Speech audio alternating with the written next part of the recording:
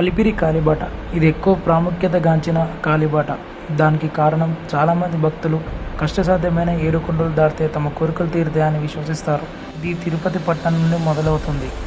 అక్కడ కర్పూరాలు కొని దారి మొదట్లో ఉన్న వెంకటేశ్వరుని పాదాల గుడి దర్శనం చేసుకుని అడగ కొనసాగిస్తూ దారిలో ఉన్న ఆంజనేయ స్వామి చిన్న చిన్న మందిరాలు దర్శిస్తూ నడుస్తారు. అది సుమారుగా 9 కిలోమీటర్ల దూరం ఉంటుంది.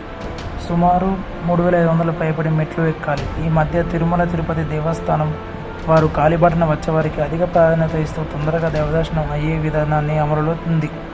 తర్వాత శ్రీవారి మెట్టు. తిరుమల చేరుకోవడానికి ఇది 2వ కాలిబాట.